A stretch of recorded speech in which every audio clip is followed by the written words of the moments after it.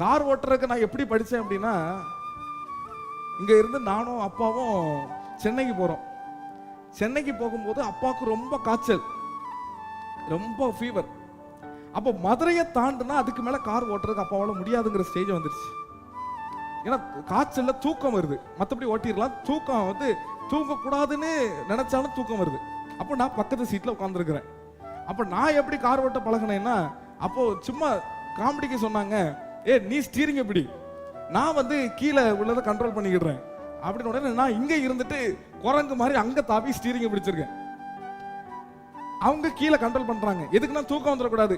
ஏன்னா நான் ஓட்டினா அவங்களுக்கு பயத்திலே வருவாங்க, தூக்கம் வராதுங்கிறது அவங்களுடைய இது. இங்க இருந்து சென்னை வரைக்கும் ஓட்டிட்டு போயாச்சு, வெறுமையா ஸ்டீரிங்கை பிடிச்சு.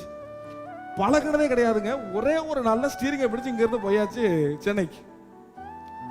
திருப்பி வரும்போது அவங்களே சொல்றாங்க, வேணா நீ வரும்போது நீ ஓட்டி பாக்குறியாங்கிறாங்க.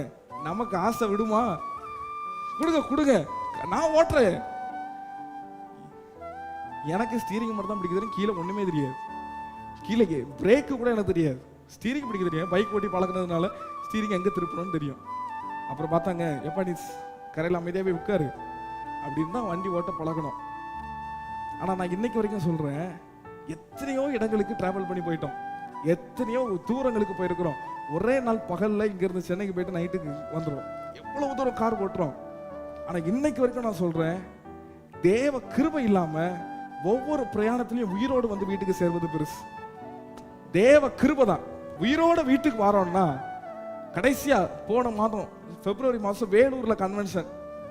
வேலூர்ல நைட்டு 10 மணிக்கு கன்வென்ஷன் முடியுது.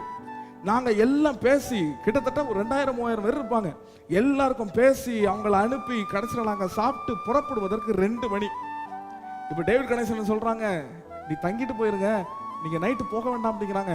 அடுத்த நாள் எனக்கு இங்க ப்ரோக்ராம், தங்க முடியாது. ஒரே நாள் ராத்திரி அங்க இருந்து வண்டி எடுத்துட்டு இங்க வந்தாச்சு. நான் வீட்டுக்கு வந்து முழங்கால் போட்டு சொன்னேன், ஆண்டவரே நான் உயிரோடு வந்தது உங்க கிருபைப்பா. என்னுடைய ஞானமோ எங்களுடைய திறமையும் இல்லை, உங்க கிருபையில வண்டி ஓடுது, அவ்வளவுதான். வண்டியும் அப்படிதான் ஓடுது, வாழ்க்கையும் அப்படிதான் ஓடுது. எத்தனை பேர் நம்ம கிருபையை உணர்கிறோமோ, இந்த மாசத்துல ஆண்டவர் நிச்சயமா இந்த வார்த்தைக்கு ஒரு பதில் கொடுப்பார்.